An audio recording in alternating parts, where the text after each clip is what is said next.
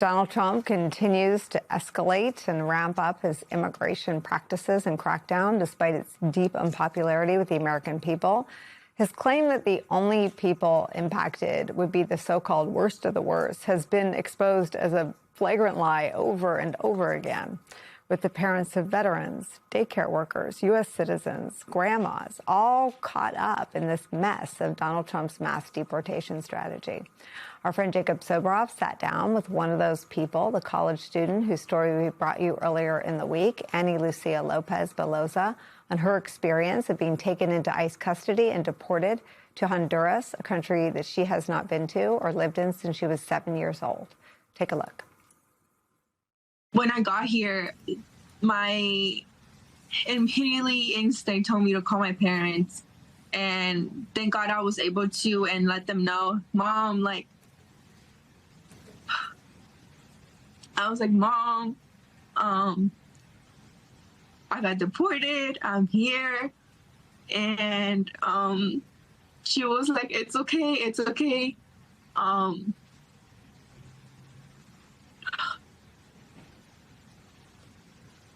She was just like, it's okay. We already knew. We found out. Everything's going to be fine. And it hurt me because I wasn't able to let them know that I was going to get deported. And I didn't even know that I was going to get deported until I was on the plane. And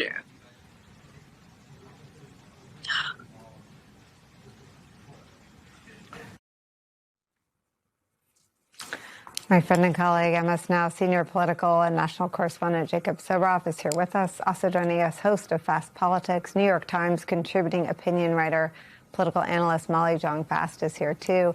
Jacob, I want to play one more piece of your extraordinary interview about what she wants Donald Trump to know. What's it like for you to hear people like you described in that way, as being the worst of the worst, as being a criminal? I mean, people are always going to talk, say their opinion, but they don't know what we go through. For example, like many people like me, many undocumented people who are getting themselves ready to go to college. It's really difficult for us because we try to find the best that we can to be able to fulfill our dreams, and people saying like we're criminals, it's just not right. Jacob, I mean, she's a dreamer. Is Donald Trump deporting dreamers, obviously, now?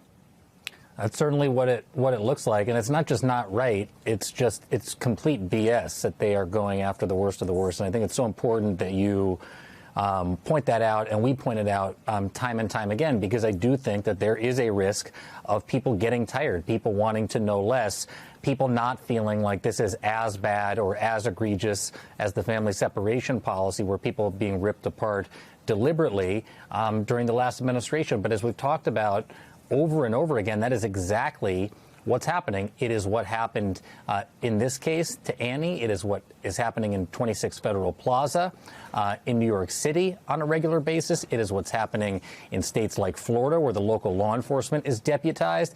And the thing about Annie's case that I think probably resonates with so many people is that she was going home, as you discussed with her attorney, to meet and surprise her parents for Thanksgiving. She was a college freshman on a scholarship in business school.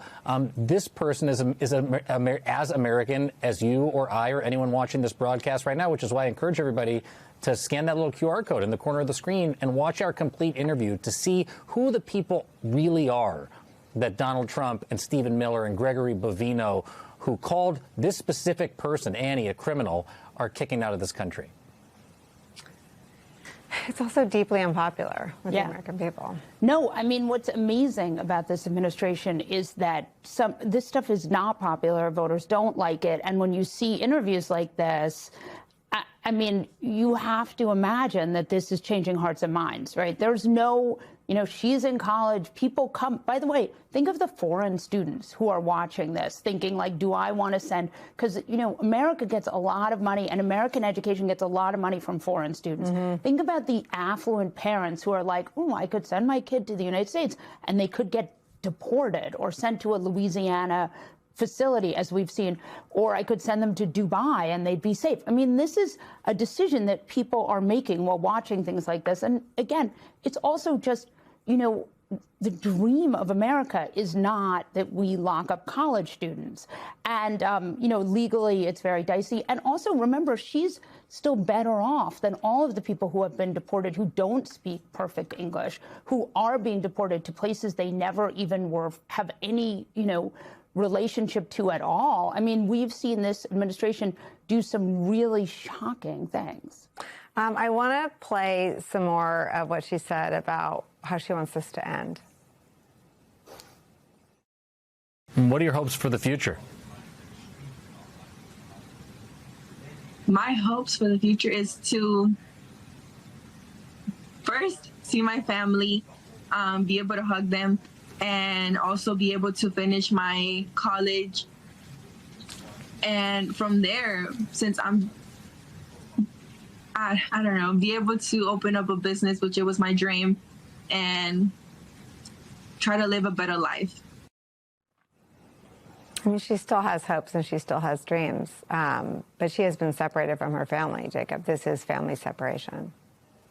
This is why Dick Durbin read her name into the record on the Senate floor literally yesterday as the 150th dreamer that he has done that for, as he reintroduced again the DREAM Act, which obviously will be to no avail and will not pass under this administration, despite the fact Donald Trump during his first term said we got to do something for and about the dreamers. They say one thing and do another consistently. And when Jonathan White from the Department of Health and Human Services during the first term, during family separation, said harm to children was the point, this is what Stephen Miller wants. This is what Stephen Miller has intended for the government to do, and he is continuing to carry it out. And just like Molly said, we just have to keep telling these stories every single day. The Trump administration is facing some very real problems right now. That includes illegal rejection. This has been late-breaking news. The Trump DOJ has failed in what was a do-over of another failure. You may recall all of these cases they've brought against perceived opponents, their so-called enemies list. Well, what you see is several of those were dismissed, and the update is tonight we have the news. They have failed to re-indict the New York Attorney General, Letitia James. A judge had dismissed the original charges. That was within the last 2 weeks. So that's a huge rebuke. It shows they keep legally falling on their face. I'm going to get to that. So if you're interested in how that happened, what it means, how many of these cases are doomed, stay with us. We begin with an even larger story by any estimation because it involves allegations of war crimes by the Trump administration, shifting narratives about the timeline, real questions from both parties, Republicans joining in the demand for answers on Capitol Hill, shifting responses from the administration have added confusion and concern to what we already know was a problem, a deadly boat strike that legal experts and veterans and military experts have said, based on what we know, amounts to a war crime. Now, usually you can't say that so quickly, but because of the nature of the multiple strikes and the clear evidence not really disputed that survivors were killed in a follow-up strike, that looks like a violation of the Uniform Code of Military Justice, a war crime. Who would be responsible and whether there will be accountability are the big open questions roiling Washington. Admiral Frank Mitch Bradley was the commander in charge, reporting, of course, up to the defense secretary appointed by Donald Trump. He was on Capitol Hill to brief lawmakers today. If that seems like a faster reaction and transparency than we sometimes see, that's because it is. An administration that has withheld all sorts of things, I'm not going to list them all right now, did not try to prevent him from going in there and testifying, essentially, providing testimony and information to lawmakers. They want to know about the second strike, which killed, as I mentioned, the two survivors of the first strike from the U.S. This has become a scandal, starting with Washington Post investigative journalism. Credit to the reporters who are still working across all of these stories in a difficult environment where the administration, including at the Pentagon, has tried to quash exactly this kind of reporting. Now, the Post's initial report had many details that have remained corroborated, some that are widely contested, including the report that Hegseth gave a verbal command to kill everybody.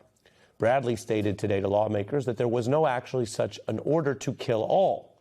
Video of the second strike has not become public. A Democratic congressman who saw it today, however, which is part of the transparency and oversight process, somebody sees it and can give a readout to the public. Here's what they said. What I saw in that room was one of the most troubling things I've seen in my time in public service. Under the DoD manual for abiding by the laws of armed conflict, the specific example given of an impermissible action is attacking a shipwreck. Any American who sees the video that I saw will see the United States military attacking shipwrecked sailors. That's the account. The video of the first strike is public, but not what was just referred to by that congressman there, Himes, the second strike. A Republican senator said Admiral Bradley testified that the strikes were minutes apart. If that is an accurate summary of the testimony, it would differ from what Hegseth claimed, that he watched the first strike and not the second, which, again, we'll play it for you, but it had sounded like, and senators have spoken on this, that Hegseth was implying it was a much greater amount of time, potentially over an hour. Here is some of the new exchange. Senator, how far apart were those strikes on September 2nd? I mean, they're several minutes apart. You had obscurance, both the smoke from the first strike and then cloud cover as well. I couldn't tell you exactly how long. But minutes, they weren't. Minute. I think minutes. I watched that first strike live. As you can imagine, at the Department of War, we got a lot of things to do. So I didn't stick around for the hour and 2 hours. Mr. Secretary, on the second strike, you said it happened more than an hour after the first. Did I hear it correctly? I couldn't tell you the exact amount of time. Minutes, or you went off the room, is what you're saying. I already stated my answer quite clearly. That would sound like a discrepancy, and his reticence to speak more about it. I've stated my answer. Well, no, the follow-up question is about what your answer is. Sounds like someone who is either on the defense, evasive, or has already lawyered up and is trying to avoid committing to one timeline. The Pentagon is facing demands to release the entire unedited video. There are, of course, times where secrecy is understandable in military or war operations, but remember, there's no declared war. There's no foreign army here.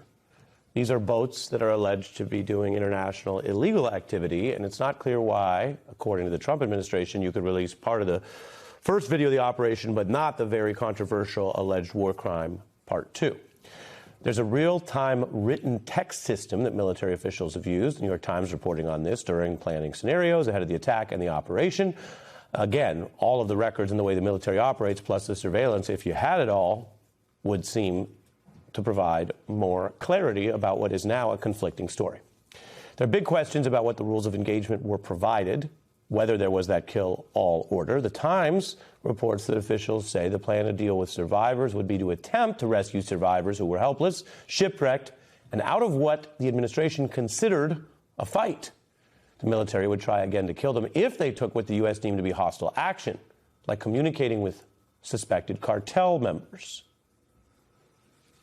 We have heard from a lot of military experts that this is exactly why you don't typically send the military to do warlike operations in peacetime or for law enforcement. As bad as communicating with other drug cartels may be, it is not clear how you square that with the UCMJ. What we have heard from experts, what I've reported for you and reminded everyone legally, which is if they are survivors, you are not allowed to go execute them. This goes all the way back to Nuremberg and the United Nations founding and human rights, the United Nations Declarations of Human Rights. And one of the things that, again, put aside partisanship, that has united the American experiment for a long time, that even with failures, we have this code, we apply it, and we don't go around doing terrorism, for example, where you target civilians, or war crimes, where people are defenseless and you just execute them. There is a whole body of law around prisoners of war as well.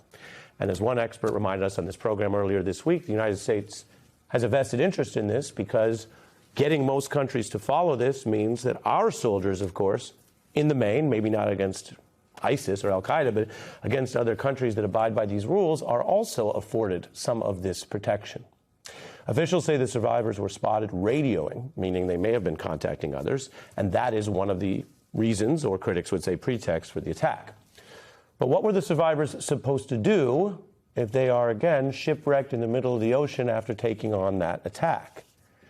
Here is a view from a longtime conservative outlet, you might remember all the way back from the days of Buckley, the National Review, discussing these obvious contradictions on the serious matter of what we, the United States, are.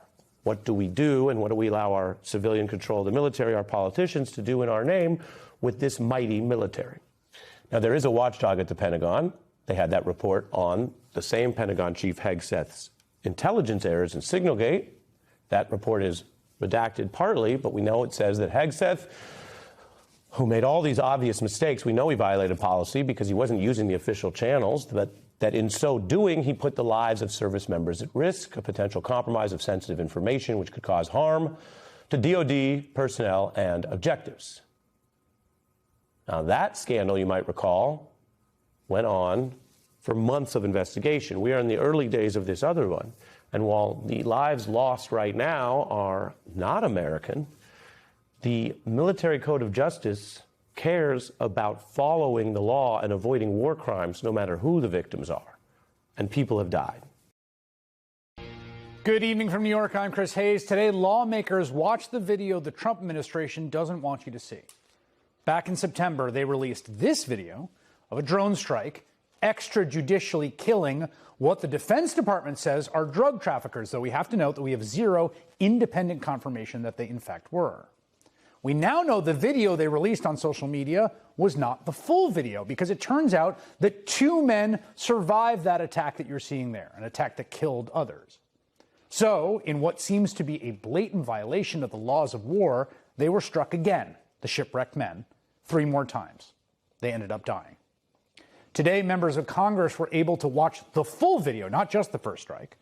Democratic Congressman Adam Smith, the ranking member of the Armed Services Committee, spoke to the New Republic about what he saw. Quote, Smith said the video shows 2 men sitting without shirts atop a portion of a capsized boat that was still above water. That portion, Smith said, could barely have fit 4 people. It looks like 2 classically shipwrecked people, Smith said, but in the briefing, lawmakers were told it was judged these 2 people were capable of returning to the fight, Smith added. He called it a highly questionable decision that these 2 people on that obviously incapacitated vessel were still in any kind of fight. Congressman Smith is going to join me in just a moment, but several other Democrats who viewed the footage shared his concerns. What I saw in that room was one of the most troubling things I've seen in my time in public service. You have 2 individuals in clear distress, without any means of locomotion, with a destroyed vessel, who were killed by the United States. Any American who sees the video that I saw will see the United States military attacking shipwrecked sailors. Bad guys, but attacking shipwrecked sailors. Video was very disturbing, and I think Congress needs to see it. I'm going to say what the video was very troubling, and I think more people need to see it. But I want to better understand process, justification. For their part, Donald Trump and Defense Secretary Pete Hegseth insist they did nothing wrong. They said they were targeting so-called narco-terrorists, and they're passing the buck to Navy Admiral Frank Bradley. Hegseth says Bradley was the one who ordered the second strike and that the, quote, fog of war prevented him from even seeing the survivors. So Bradley was the one briefing lawmakers on that video today. It's clear this White House wants him to take the fall for this catastrophe. But lawmakers are not going to let Hegseth off the hook quite so easily. At least it doesn't seem so right now. Republican Senator Thom Tillis of North Carolina, a man who is no longer going to run for re-election, crucially, said the buck has to stop with the Secretary of Defense. And in fact, just about an hour ago, guess what? U.S. Southern Command announced another boat strike at Hegseth's direction, this one also with video, though we don't know if it's the complete video, and we don't know a whole lot of who was on that boat and why they were killed. I think it's fair to say the situation has the potential to overwhelm this defense secretary. The screws are starting to turn. Keep in mind, he is also dealing with a separate controversy today, Signalgate. Remember, back in March, Pete Hegseth was caught using a private Signal chat from his private phone, non-classified communication channels, to share obviously sensitive military plans for an imminent operation in Yemen, including the phrase, quote, all caps, "This is when the first bombs will definitely drop." We know this because somebody on that Signal chat accidentally just looped a journalist in on the entire text chain. There was reportedly another text chain that included Pete Hegseth's wife. It was an operational security nightmare. Today, we got a full Inspector General report confirming as much. According to the report, Hegseth used a Signal, quote, risk potential compromise of sensitive DoD information, which could cause harm to DoD personnel and mission objectives. For their part, the Pentagon is calling the report a total exoneration of Secretary Hegseth. You've, of course, heard that phrase used by Trump before. Democratic Senator Mark Kelly of Arizona isn't buying it. He's totally exonerated Hegseth. Yeah, I saw he said that. What do you make of that? Of course he would say that. This is the same guy who, you know, with these boat strikes, he's like, I'm not in the room. I was down the hall at the bathroom. I don't know where he said he was. Pete Hegseth has been a complete disaster, but this was obvious from the jump that he would be. I mean, he's the most ludicrously, manifestly unqualified nominee that anyone of my generation, my age, has covered by far. I think possibly ever, but I can't say. Remember, Pete Hegseth barely, by the skin of his teeth, made it through the confirmation process. Vice President J.D. Vance had to break a tie to get him over the finish line. And the reason that he lost Republican votes and didn't get a single Democratic one is because there were a lot of justifiable concerns about this guy's fitness. First and foremost, it was pretty clear from lots of reporting that many people who'd worked with Hegseth or were in his orbit believed he had a significant drinking problem. Hegseth denies it. Hegseth pledged, though, to stop drinking after taking control of the Pentagon. And you might ask, has he? That's a good question. Who knows? There's also the issue of the misconduct allegations, which were considerable. Hegseth's own mother called him an abuser of women, a claim she eventually retracted after it became public. He also paid $50,000 to a woman who says he sexually assaulted her at a conservative conference in 2017. According to the police report that she filed, he physically blocked the woman from leaving her hotel room, took her phone, and then assaulted her, all while her husband and children were staying in the same hotel. Hegseth denies doing anything wrong. He said it was a consensual affair and called the settlement a nuisance suit. So here we are. That guy runs the Department of Defense. He's sharing highly sensitive information in group chats with reporters and his wife and who knows who else, and ordering the killing of shipwrecked people in the high seas. Congressman Adam Smith is a Democrat of Washington. He's the ranking member of the Armed Services Committee. He watched that full video of the strike today, and he joins me now. Congressman, thank you for making time with us. I guess we quoted some of your impression of it. I wonder if you can just characterize for our audience that hasn't been able to see the video what you saw and what your reaction was to it. Sure. I mean, first of all, we need to be clear. There was no fog of war. They had a clear vision of these two people on top of what was left of their capsized boat for quite a while. I think it was somewhere between 45 minutes and an hour after the initial strike. So they could see clearly what was going on. First. Second, I saw Senator Cotton say that the two gentlemen were trying to turn their boat back up, I guess. That is patently ridiculous. That boat wasn't going anywhere. And by the way, that's not the justification that Admiral Bradley even offered. So it's two people sitting on a tiny little portion of a boat sticking out of the water that's capsized. Now, the justification for this was that it was possible that the cocaine was still, I guess, underneath that small portion of the boat that remained, and these two people were not completely disabled. I mean, they were in the middle of an ocean sitting on, a capsized boat. So conceivably, they could, quote, get back into the fight. I mean, that's really, really questionable in those circumstances, but it also underpins the entire problem with this mission. What is the fight exactly that these two were going to get back into. Yes, drugs are a major problem in the U.S., but these people were trafficking cocaine thousands of miles from the U.S. with drugs that may or may not even have been headed to the United States. So, yeah, the video is really troubling. And if people see it, I don't think it's going to be good for Secretary Hegseth or this administration. Do you think people should see it? Yes, 100%. There's nothing classified about this. Nothing at all. Also, should be nothing classified about the Office of Legal Counsel memo that lays out the very, very highly debatable legal justification for doing these strikes in the first place. So that, too, should be public, and we should have a public hearing. Secretary Hegseth should come before our committee and the American people, explain what he's doing, and justify it. Because this is I don't think it's justifiable. I think we need more public exposure on that. There has been some conflicting reporting about the timeline here. Initial reporting from the Washington Post indicated that it was a matter of minutes in which whoever had eyes on this could see that there were these two individuals who were shipwrecked.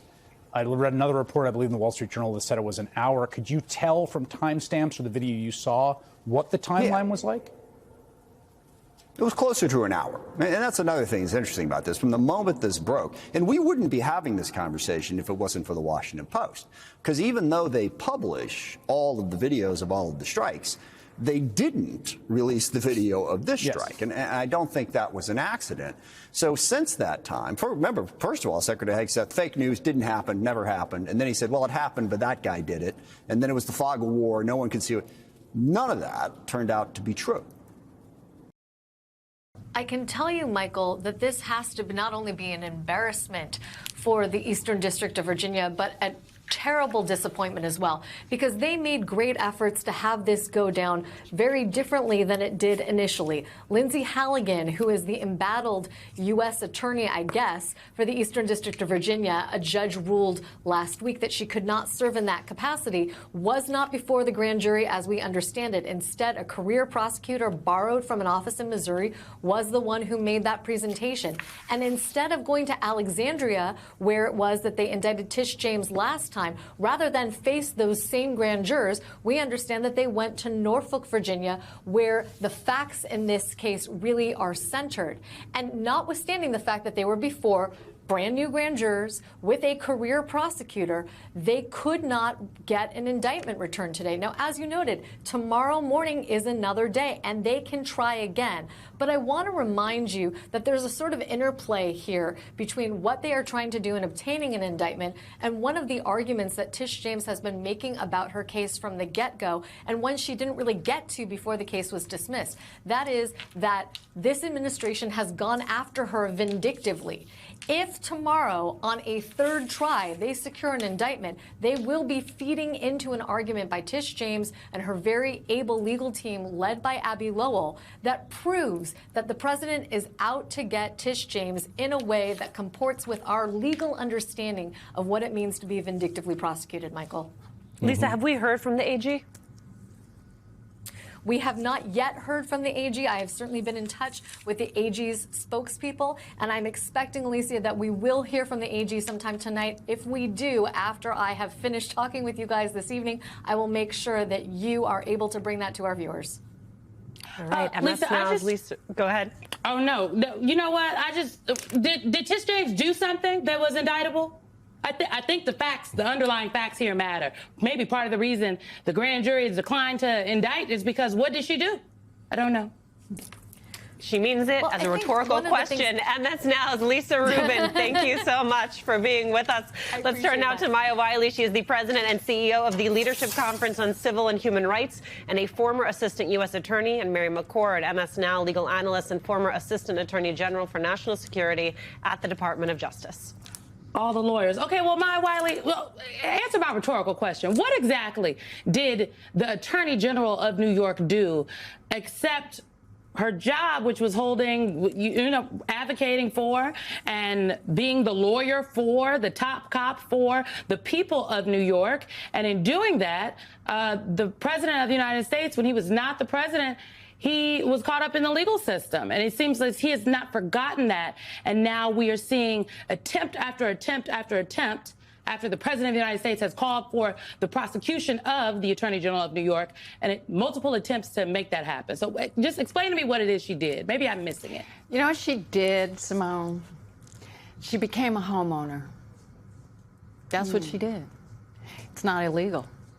And when you look at the documents that were underneath the attempted indictments, I mean, many lawyers who've analyzed it have said it's really unclear how they could indict her for any form of fraud or crime, because the very documents that they're claiming were, and I won't go into all the details, but the bottom line is their biggest thing they could say is, well, she got this help from the federal government to be a homeowner, but there was this clause that she signed saying supposedly saying she wouldn't rent it. Actually, that's not what it says. It's not what it says on its face. That's why so many lawyers said, well, it's not really clear you can even call that a lie. But so if you peel this back, and there is another action that actually the Attorney General and her office were arguing in the Northern District of New York, which was to get subpoenas dropped from the Trump Department of Justice, very similar claims that they had a person appointed to try to undo her fraud cases that she won, both against Donald Trump for his business dealings, but also against the National Rifle Association. Remember Wayne LaPierre and Woody Wilson flying around on people's dollars with private jets and spending their money on expensive items and basically living the high life off of not-for-profit dollars. She won that case. These are things they're trying to reopen, and it's an example of really what they're trying to do is undermine everything she has done as an elected official, serving the people who voted for her, doing her job.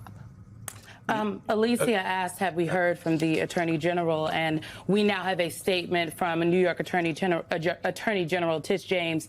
She says, as I have said from the start, the charges against me are baseless. It is time for this unchecked weaponization of our justice system to stop. I am grateful to the members of the grand jury and humbled by the support I have received from across the country. Now I will continue to do my job, standing up for the rule of law and the people of New York. It's interesting that we find ourselves here, Mary, and going back to the point that was made earlier about the process and the fact that tomorrow is another day. And my take on this, and you can almost hear it in the statement from the Attorney General, is the answer to Simone's question. You coming after me, show me what you got, right? Because you got nothing. And as was noted, by Maya, all she did was buy a home. And so this process does matter, though, because, while the grand jury has not effectively come back, in any regard this so far, tomorrow is another day. What would it mean tomorrow if tomorrow ended the way today did? Well, there is not a limit under the law that says, Department of Justice, you get 2 times or 3 times or 5 times or 10 times to try to indict. There just isn't that type of limit. But as Lisa said at the top of the hour, if there continues to be what's called no true bill, the grand jury, remember, it only takes 12 to actually vote to return an indictment. And if they continue to not return an indictment, I think, and the government continues to try to seek an indictment, I think that will really add fodder to her motion to dismiss on vindictiveness grounds if they do eventually get a grand jury to go there.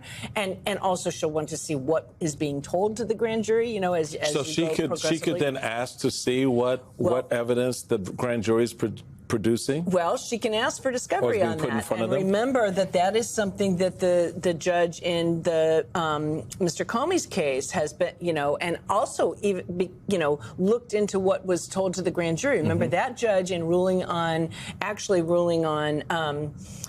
discovery and other things said, there are a couple of things that Lindsay Halligan said to the grand jury that were very problematic because it misstated the law, suggested that there would be even more evidence at trial than what was being presented to grand jury, and also suggested that there was a burden on Mr. Comey to have to explain himself. So sometimes, rarely can you get discovery into that, but when you have motions that sort of, a basis of evidence. The other thing I want to point out, because Simone, at the top of the hour, you listed all the things or several things that are different, right, about a grand jury from a regular jury that sits at trial. The one that maybe is the most significant here was not mentioned, which is the standard in the grand jury stage is just probable cause. Right. Probable cause to believe that, a crime was committed. At a real trial, it is beyond a reasonable doubt, and it must be unanimous. So Department of Justice guidance is that you cannot go on to even seek an indictment if you do not believe that you have evidence to prove every element of the offense beyond a reasonable doubt. So when a grand jury has told you you haven't even given them probable cause, it's hard to imagine unless you come up with new evidence. Now, I have a hard time believing between tonight and tomorrow they're going to come up with new evidence. Right? Then they're really obligated not to do this by and there's no incentive guidelines. for them to hold back on that evidence they have it, Alicia. That's right. Just to take a big step back here, it did not have to be this way. There were line prosecutors who said in a memo there's not enough there. Donald Trump's own appointee. Correct. His own appointee. He then resigns. They put Halligan in his place. Halligan moves forward this. They almost could have taken the dismissal of Halligan as a win. To be like, you know what?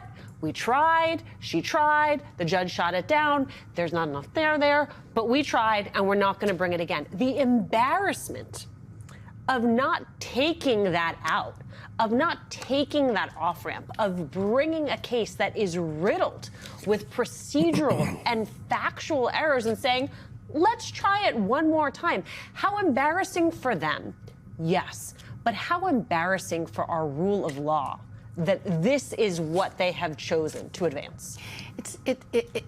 They should be ashamed more than embarrassed. They should actually be ashamed. But what this means for rule of law is that what they're really saying is powerful people can abuse their position to punish elected officials who are independent. They're independent public servants, independent of the federal government, who get to serve the people of the state of New York to ensure that they're not subject to corruption, that they're not subject to abuses by powerful people, that the law is paid attention to, which is what Tish James did, and what Donald Trump has promised as retribution. Because I think for this administration, the point is we were told to punish people. And this is about punishment, but not for any violation of law. Punishment for being independent, and punishment for doing what a group of voters asked for when they showed up at an election and voted for Tish James more than once. And that is much deeper than whether they should be embarrassed, although they certainly should be, but it's also the perversion of the very notion of what independent prosecution is supposed to be. And this is about persecution, not prosecution.